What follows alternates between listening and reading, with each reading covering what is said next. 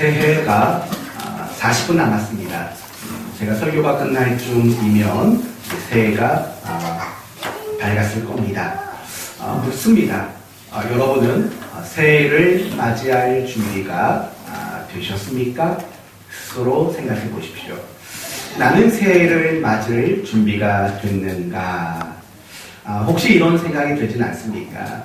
새해를 맞이하는데 무슨 준비가 필요합니까? 그냥 새해를 맞이하면 되지요? 라고 생각하실 수도 있습니다. 그러나 그렇지 않습니다. 새해가 밝아오는 것, 새해를 준비하는 일은 너무나도 중요한 일입니다. 제가 요즘에 가끔씩 보는 TV 프로가 있습니다. 백종원의 골목식당인가요? 백종원의 골목식당. 가끔 그거를 보는데요. 참 재밌어요. 참 재밌고 왠지 그 속에서는 우리가 배울 것도 참 많겠다라는 생각이 듭니다. 어떤 가게는요, 백종원 씨도 감탄할 정도로 음식 맛을 내는 가게도 있습니다. 저쪽 뭐 홍제동 쪽 어디 가면은 무슨 돈가스 집이 그렇게 유명하답니다. 보통 먹으려면 늦어도 새벽에 5시, 6시에는 가야지 1시부터 돈가스를 몇 조각 먹을 수 있답니다. 그럴 정도로 맛이 좋기로 소문이 났습니다. 그렇게 정말 준비가 잘 된 가게도 있습니다. 그러나 반대로 그 골목시장이라는 프로그램을 보면 전혀 준비가 되지 않은 그런 상태에서 영업을 시작한 사람도 있습니다. 피자 장사를 시작했는데 피자빵도 제대로 굽지 못하는 좀 야간만 처음부터 끝까지 먹는 그런 사람도 있습니다. 그렇게 생각해 보십시오. 내가 뭔가를 새로운 일을 시작하는데 아무런 준비가 되지 않은 상태에서 그 일을 한다면 과연 그 일을 제대로 할 수 있겠습니까? 그럴 수 없을 겁니다. 우리도 마찬가지인 겁니다.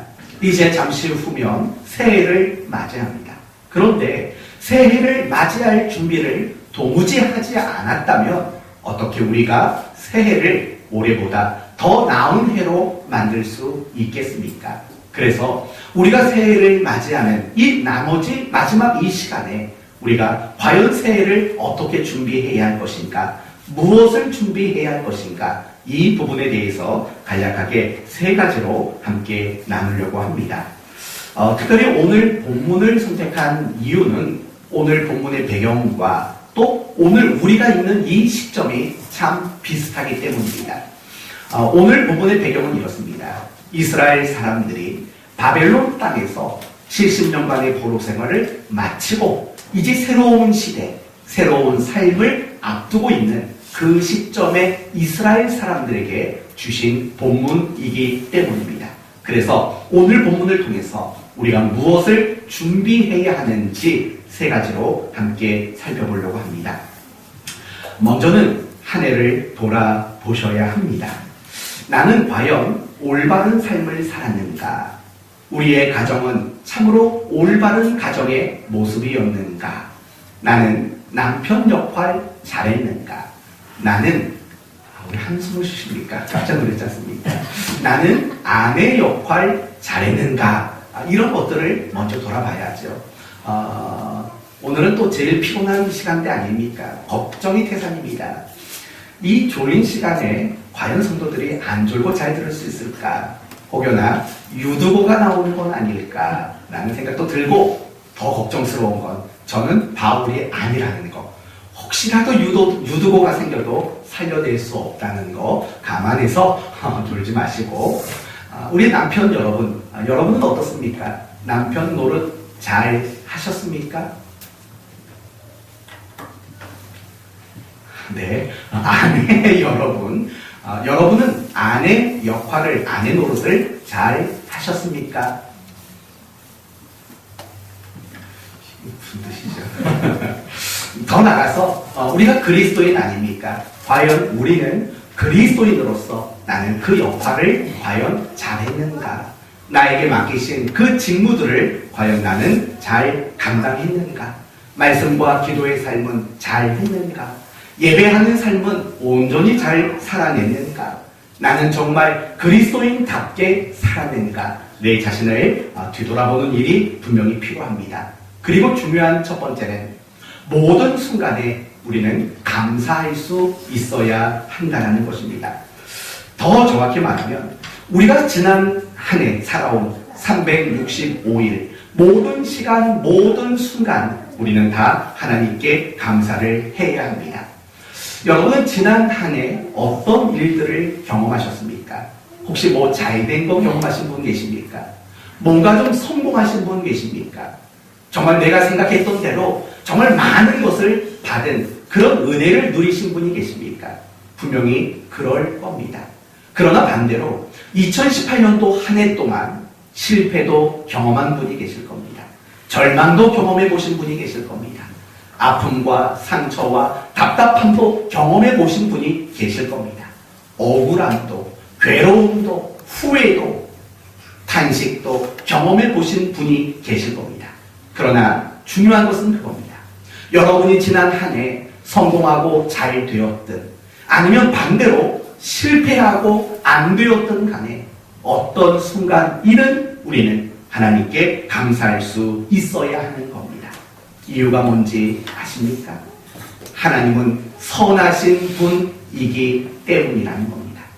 우리가 모든 순간을 지나온 모든 시간들을 감사해야 하는 가장 중요한 이유, 그것은 바로 하나님은 선하신 분이기 때문에 우리는 감사해야 마땅한 것입니다.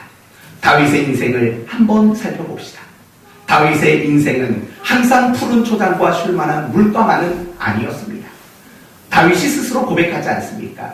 내가 사망의 음침한 골짜기로 다닐지라도, 분명히 다윗은 말합니다. 나는 푸른 초장 쉴만한 물가만 가지 않았다고 말합니다.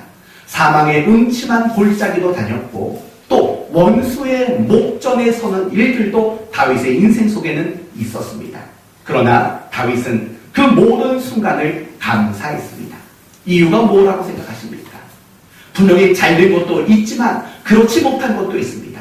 그러나 다윗은 감사했습니다. 그 이유를 시편 23편 6절에는 이렇게 고백을 합니다. 내 평생의 선하심과 인자하심이 정녕 나를 따르리니.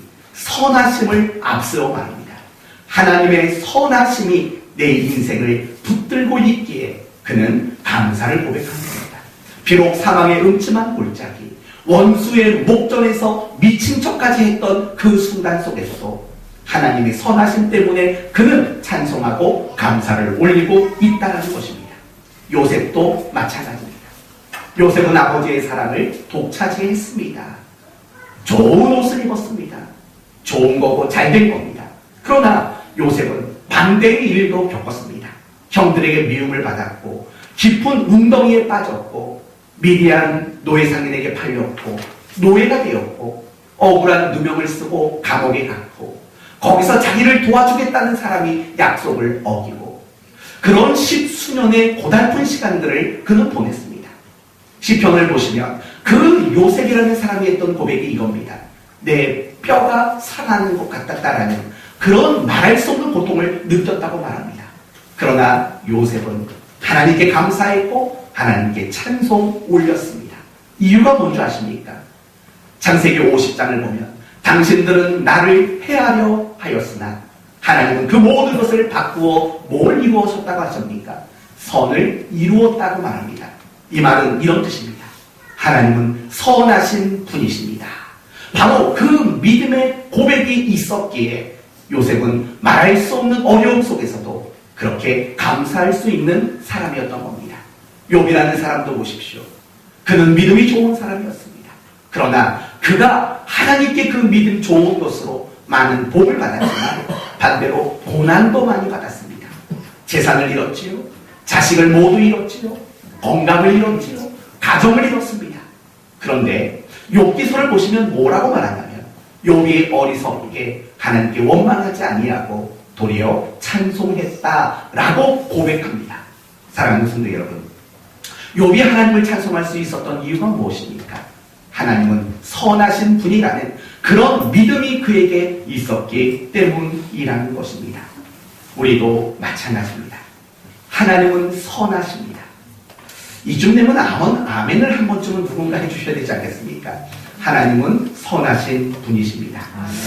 이것을 기분이 별로네요. 이것을 받으니까 이걸 가장 잘 보여주는 본문이 어디인 줄 아십니까? 바로 10계명의 세 번째 계명입니다. 10계명의 세 번째 계명은 뭡니까? 여호와의 이름을 망령되이 일컫지 말아라 라는 뜻입니다. 여러분은 이 계명이 무엇을 요구하는 계명이라고 생각하십니까? 언뜻 보면 이런 겁니다. 하나님 이름 함부로 입에 오르락내리락 하지 말게 해라 라는 뜻으로 우리는 이해할 겁니다. 물론 그 말도 맞습니다. 그래서 많은 서기관들은 성경을 복사해서 옮겨 쓸 때마다 하나님이라는 단어가 나오면 목욕을 하고 새로운 펜을 들고 하나님의 그 이름을 한 글자씩 써내려가는 그런 모습도 있었던 겁니다. 그러나 여호와의 이름을 망령되다 일컬지 말아라는 말의 진짜 의미는 이런 뜻입니다. 하나님에게 원망하지 말고 하나님께 불평하지 말아라라는 뜻입니다. 왜냐하면 이런 의미가 있기 때문입니다. 하나님은 우리에게 원망 들을 만한 일을 하시지 않으시고 하나님은 우리에게 불만의 대상이 될 수 없다라는 뜻이 바로 이 세 번째 계명의 가장 중요한 의미라는 것입니다. 사랑하는 성도 여러분 성경 많이 읽어보셨지 않습니까? 여러분이 성경을 읽어보시면서 하나님이 누군가에게 원망과 불평을 들을 만한 일을 하신 적이 있다고 여러분은 생각하십니까? 아마 마음으로는 이런 생각할 겁니다. 목사님, 성경을 보십시오. 얼마나 원망 불평했던 사람들이 많습니까? 라고 대답할지도 모릅니다. 그러나 여러분, 성경은 분명히 말합니다. 하나님은 단 한 번도 누구에게도 원망 들을 일을 한 적이 없고 불만 들을 만한 일을 하신 적이 없다고 성경은 늘 말하는 겁니다. 그러면 뭡니까? 뭐가 뭡니까?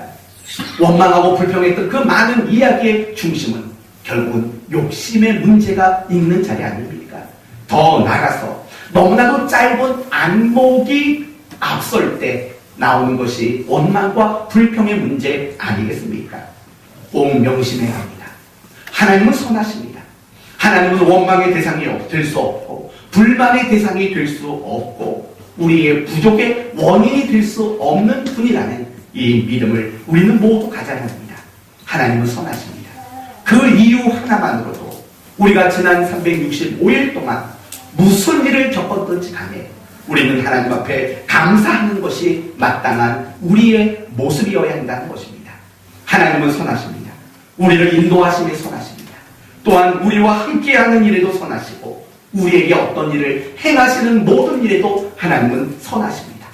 항상 하나님은 우리에게 복이 되게 하시고 감사케 하시고 우리를 감동케 하시고 우리를 채우시고 우리를 사랑하시는 선하신 하나님이라는 사실을 믿는 여러분 모두가 되시기를 바랍니다. 잘되고 좋은 순간 감사하십시오. 그러나 실패하고 절망하고 낙심하는 그 순간에도 감사하십시오. 왜냐하면 선하신 하나님의 계획 가운데 마주한 순간들이기 때문입니다. 바로 우리가 새해를 맞이하기 이전에 가장 먼저 이걸 먼저 분명히 해야 합니다. 내가 비록 한 해 동안 어려움도 있었고 속상함과 괴로움도 있었지만 그래도 모든 게 다 감사입니다 라는 이 고백과 인정을 우리 모두가 할 수 있어야 합니다. 우리가 그런 의미로 옆에 계신 분들에게 함께 고백합시다. 하나님께 감사합니다.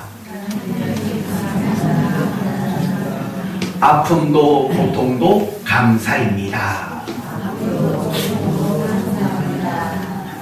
네, 이 고백을 준비하셔서 새해를 맞이하기를 바랍니다.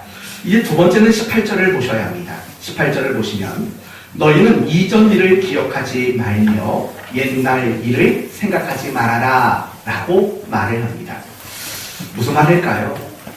정말 지나간 것 기억조차 하지 말아라 라는 의미일까요? 그렇지 않습니다. 정말 지혜로운 사람은요 항상 지나간 시간을 거울로 삼을 줄 아는 사람입니다. 지나간 시간들을 근거로 미래를 준비할 수 있는 사람이 바로 지혜로운 사람입니다. 유다서 1장 7절을 보시면 이런 말씀이 나옵니다.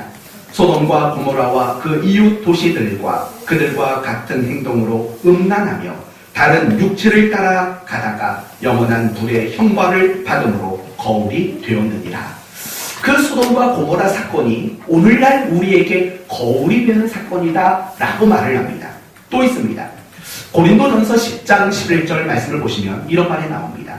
그들에게 일어난 이런 일은 본보기가 되고 또한 말세를 만난 우리를 깨우치기 위하여 기록되었느니라. 간단히 말하면 이겁니다. 과거에 있었던 그 모든 일들은 더 나은 미래를 위한 우리의 거울로 기록되어 있다라고 말하고 있는 겁니다. 그렇습니다.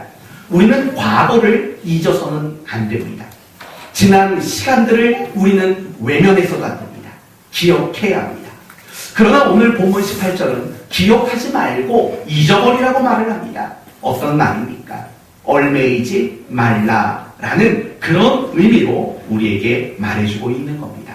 사랑하는 성도 여러분, 지나간 시간들, 과거를 미래를 위한 거울로 쓰는 것은 유익합니다. 그러나 지나간 시간들에게 얼매이고 지나간 시간에 발목이 붙잡혀서는 안 된다라는 것입니다.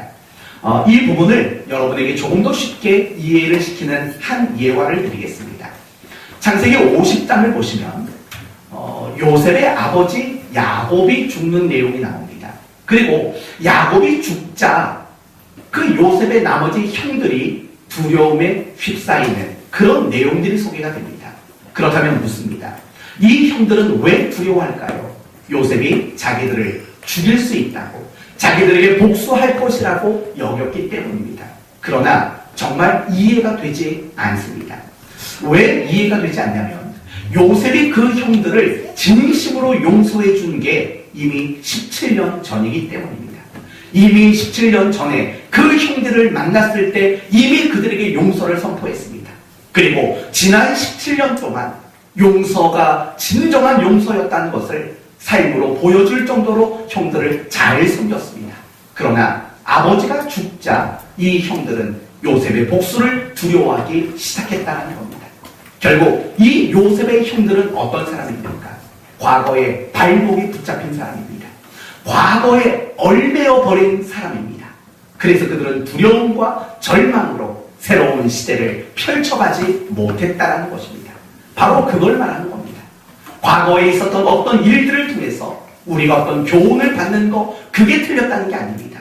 틀린 건 뭐냐면 내가 과거에 이랬는데 라는 그것 때문에 전진하지 못한다면, 내가 과거의 일 때문에 발목이 붙잡히고 얼매이게 된다면 그걸 하지 말아라 라고 오늘 우리에게 가르쳐주고 있는 겁니다. 우리가 얼매이지 말아야 할 두 가지 과거가 있습니다. 첫째는 실패와 절망의 과거를 여러분은 잊어버리셔야 합니다. 여러분 2018년도를 살아가시면서 실패했던 거, 그리고 잘못했던 거 혹시 있으십니까? 많이 있을 겁니다. 한 해를 뒤돌아보면 정말 후회스러웠던 것도 얼마나 많았는지 모릅니다. 예배를 좀 더 잘 드릴 걸, 기도 좀 열심히 할 걸, 하나님 말씀대로 더 많이 순종할 걸, 감사 좀 할 걸, 신앙생활 좀 열심히 할 걸, 그리스도인답게 좀 살 걸, 많은 후회들이 분명히 있을 겁니다. 그러나 지나간 그 후에, 지나간 그 잘못들에 의해서 여러분이 얼매이지 않기를 바랍니다. 왠 줄 아십니까? 여러분이 아무리 후회를 해도 과거는 달라지지 않습니다. 여러분이 고민을 많이 한다고 과거가 바뀌겠습니까? 그렇지 않습니다. 그러니까 성경은 뭐라고 말합니까? 오늘 일은 오늘 염려할 것이요 한날 괴로움은 그날에 족하는 겁니다. 우리는 절대로 어제를 살 수 없고 우리는 절대로 내일을 살 수 없습니다. 우리가 살 수 있는 시간은 오직 오늘밖에 없다는 사실을 잊지 말아야 합니다. 그래서 지난 한 해 동안 여러분이 잘못했던 것들, 못했던 것들, 실패했던 것들, 거기에 얽매이지 않는 여러분 모두가 될 수 있기를 바랍니다. 반대로 여러분이 잘한 것도 좀 잊어버리십시오. 여러분이 성공한 것도 잃어버릴 필요가 분명히 있습니다. 여러분, 운동선수들에게는 이런 것들이 있습니다. 2년차 징크스라고 그런 것들이 있습니다. 뭐냐면 내가 첫 번째 해에 좋은 성적을 내는 겁니다. 그런데 뜻밖에도 두 번째 해에는 좋은 성적을 내지 못하는 것. 그걸 2년차 징크스라고 그렇게 이야기를 합니다. 그러면 왜 그런 일들이 생겨날까요? 분명히 잘했던 사람인데 왜 두 번째 해에는 못하게 될까요? 두 가지 이유 때문입니다. 첫째는 내가 더 잘해야 한다는 그런 부담감 때문입니다. 또 두 번째는 내가 잘했다라는 지나친 자신감 때문에 두 번째 해에는 제대로 된 성적을 내지 못한다고 말하는 겁니다. 우리도 마찬가지입니다. 우리가 신앙생활을 하다 보면 늘 이런 것들이 보여질 때가 있을 겁니다. 아니, 신앙생활을 30년, 40년을 했는데 왜 신앙이 성숙하지 않을까라는 이런 궁금증을 가질 때가 사실은 많이 있습니다. 답은 간단합니다. 40년을 했지만 정말 40년 신앙생활을 한 게 아닙니다. 1년을 40번 반복한 것 뿐입니다. 여러분, 이게 무슨 말인 거 아니? 결국 이런 뜻인 겁니다. 신앙생활을 아무리 많이 해도 성숙하지 못한 것은 내가 잘했던 그 시점, 그것만 기억하기 때문입니다. 그래서 그런 사람들에게는 주로 자주 나오는 표현들이 이런 표현입니다. 내가 왕년에 말이야. 많이 들어보셨죠? 내가 왕년에, 나는 옛날에 이랬어. 늘 내가 잘했던 거, 내가 성공했던 거, 거기에 도취되어서, 거기에 얽매여서 신앙생활을 하는 경우에는 결국 30년, 40년이 지나도 늘 그때를 그리워하는, 왕년 타령만 하는, 신앙이 성숙하지 못하는 그런 우리가 될 수 있다는 것입니다. 2018년도 여러분 자신을 한번 돌아보십시오. 잘한 거 있습니까? 없습니까? 있지요. 난생 처음 신구약 성경 통독도 해봤지 않습니까? 지난 1년 또 어땠습니까? 예배생활도 나름대로 열심히 했지 않습니까? 열심히 봉사하고 열심히 수고하고 열심히 헌신했지 않습니까? 잘하셨습니다. 아주 잘하셨습니다. 그러나 여러분이 2018년도 한 해 동안 내가 잘한 것, 거기에 너무 도취되지 마십시오. 여러분이 잘못한 것도 잊어버려야 하지만 여러분이 잘한 것도 분명히 잃어버려야 합니다. 그걸 잘했던 사람이 누구냐면 바로 사도 바울입니다. 여러분, 사도 바울은 자랑할 것, 과시할 것 정말 많았던 사람입니다. 나는 태어난 지 8일 만에 뭘 받았다고 말합니까? 할례를 받았고, 나는 히브리인 중에 히브리인이요. 무슨 파라고요? 바리새파며. 바울은 자랑할 게 굉장히 많았던 사람입니다. 그런데도 불구하고 바울은 빌립보서 말씀을 보면 이 모든 것을 무엇으로 여겼다고 말합니까? 배설물로 여겼다는 겁니다. 얼마든지 자랑할 수 있는 것들, 얼마든지 과시할 수 있는 것들, 그것들을 내려놓았다는 겁니다. 거기에 집착하지 않았다라고 말하는 겁니다. 그것이 사도 바울이 더 위대한 하나님의 사람이 될 수 있었던 일 아닙니까? 빌립보서에서도 그런 이야기는 또 나옵니다. 뒤의 것은 잊어버리고 표대를 향해 내가 날마다 달려간다 라고 그런 고백도 바울의 고백 속에 등장하고 있습니다. 사랑하는 성도 여러분, 우리가 이제 새해를 맞이하기 위해서 해야 할 것은 내려놓는 일입니다. 지난 시간들 동안 잘했던 잘못했던 그 모든 일들을 내려놓는 일들이 우리에게 필요한 것입니다. 이런 책이 있습니다. 내려가는 연습이라는 책이 있는데 이 책에 이런 대목이 나옵니다. 나무는 낙엽을 뿌리고 한 시즌을 마감한다 라는 말이 있습니다. 맞는 말 아닙니까?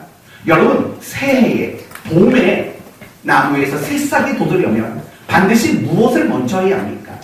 가을에 있었던 그 낙엽을 떨궈내야 합니다. 낙엽을 떨궈내지 않고는 결코 새 잎을 돋을 수가 없는 것입니다. 그러므로 우리가 새해를 맞이하기 위해서 해야 하는 일은 지나갔던 모든 순간들을 이제는 내려놓고 마치 낙엽을 떨어뜨리듯이 그 모든 것들을 내려놓는 일들이 우리 모두에게 필요한 것입니다. 실패, 성공, 잘한 것, 못한 것, 기쁜 것, 슬픈 것, 모든 것들을 여러분은 잊으셔야 합니다. 더 나아가서 우리가 함께 신앙생활을 하면서 서로에게 아픔과 상처가 되었던 이 모든 것들도 다 내려놓을 수 있어야 합니다. 여러분, 가끔씩 여러분 컴퓨터가 멈추는 적이 있습니까? 없습니까? 있습니다. 가끔씩 컴퓨터가 말을 들어먹질 않습니다. 이걸 말 들어먹게 하는 방법 간단합니다. 리셋하면 됩니다. 다시 껐다 키면 컴퓨터 잘 돌아갑니다. 그걸 우리가 하자는 겁니다. 올 한 해 여러분이 잘한 것도 잊어버리지만 실패해서 한이 맺히고 후회가 되고 괴로웠던 것들, 마음의 아픔들, 마음의 상처들, 마음의 눈물들, 탄식들, 이 모든 것들도 우리가 다 깨끗하게 지워내고 새해를 맞이할 수 있는 여러분 모두가 되시기를 바랍니다. 올 한 해 여러분 정말 열심히 수고하지 않았습니까? 그리고 그 수고 가운데 아픔도 있었고 눈물도 있었지 않습니까? 여러분에게 권면합니다.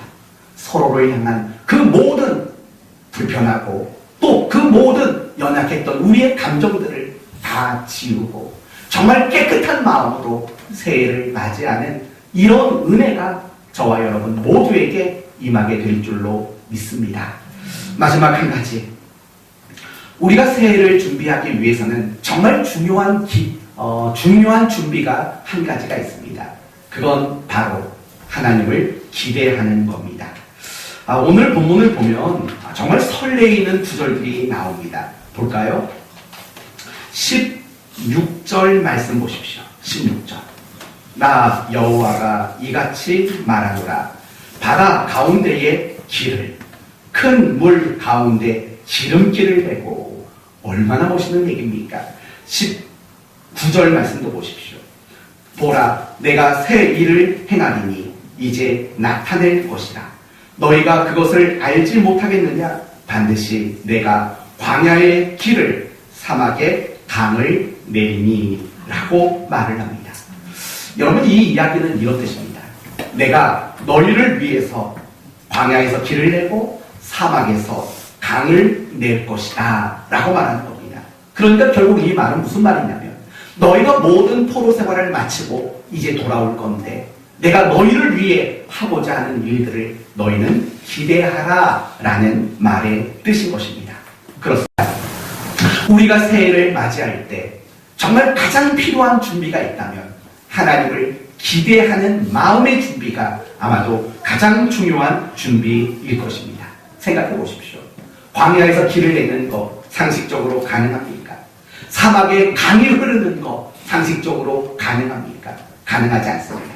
그러나 하나님은 그 일을 하시겠다라고 말합니다. 누구를 위해서요? 바로 우리 각 사람을 위해서 하나님은 그런 일들을 하시겠다라고 말씀하고 있다는 겁니다. 하나님을 기대하셔야 합니다. 사랑하는 성도 여러분, 우리는 그리스도인입니다. 예수 믿는 사람들입니다. 하나님의 자녀입니다. 우리는 날마다 웃으며 살아가야 합니다. 날마다 기뻐해야 되고 날마다 즐거움과 평안 가운데 우리는 살아가야 합니다. 그런데 사실은 한 해를 뒤돌아보면 기뻤던 날보다는 우울했던 날이 많고 즐거웠던 날보다는 속상했던 날들이 적지 않았다는 거 여러분 알고 있지 않습니까? 왜 우리는 그럴 수밖에 없습니까? 바로 가장 근본적인 이유를 성경은 하나님을 기대하지 않기 때문이라고 말을 한 겁니다. 창세기 18장 말씀을 보시면 아브라함이 99살에 하나님께서 아브라함을 찾아오십니다. 그리고 이런 말을 합니다. 내년 이맘때 아기를 얻을 것이다 라고 말합니다.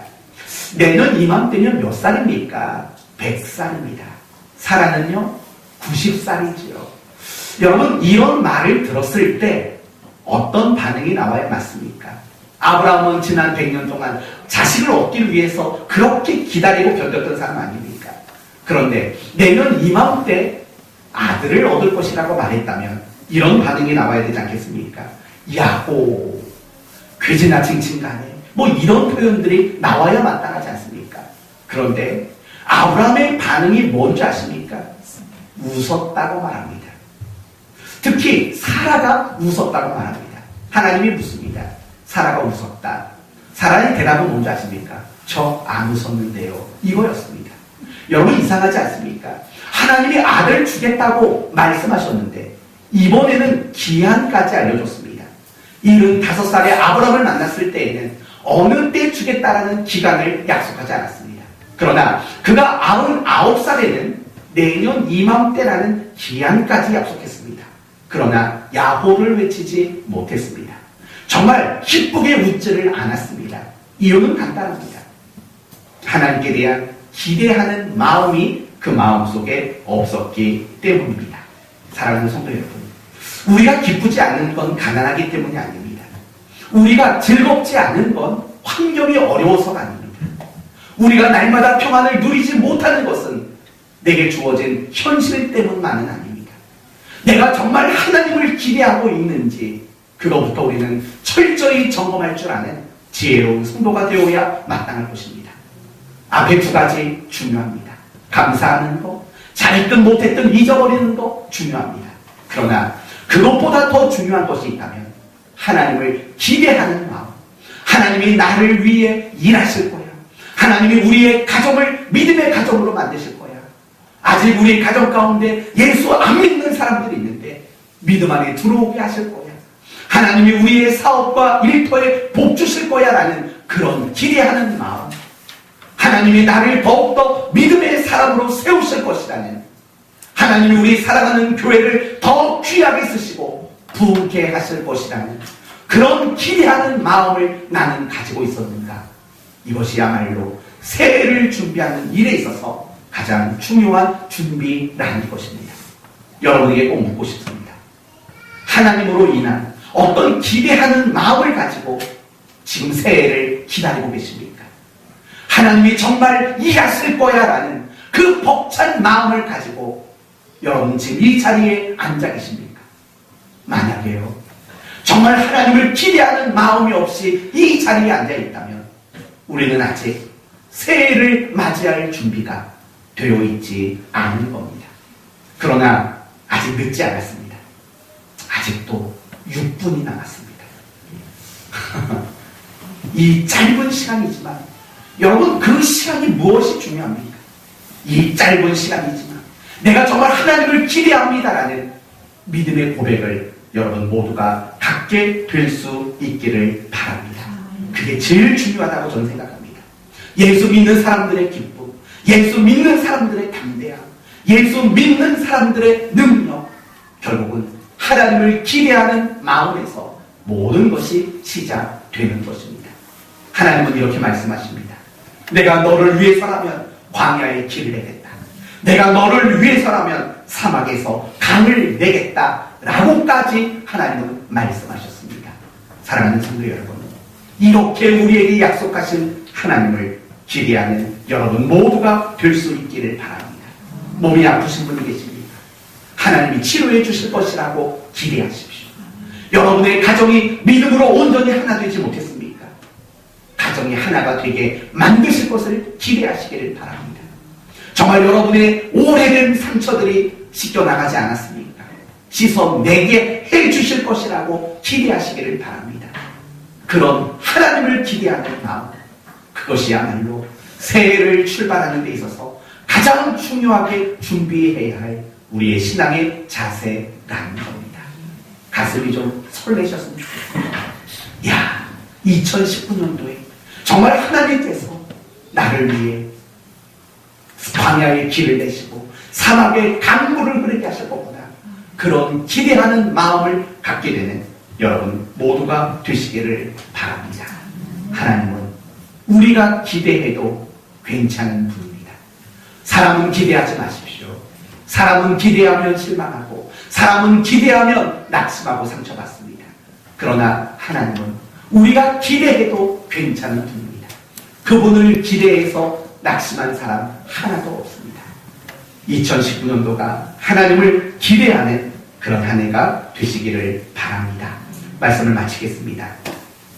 하나님은 선하신 분입니다. 하나님은 여러분을 사랑하시는 분이십니다. 어떤 순간이 와도 감사할 수 있는 우리가 됩시다. 지난해 못한 거, 잘한 거 다 잊어버리십시다. 그리고 하나님을 기대하십시다.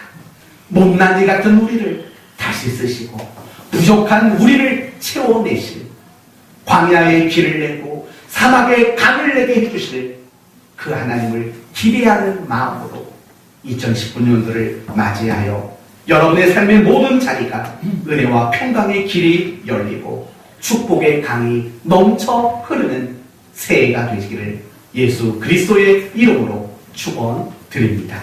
아멘. 기도합시다. 하나님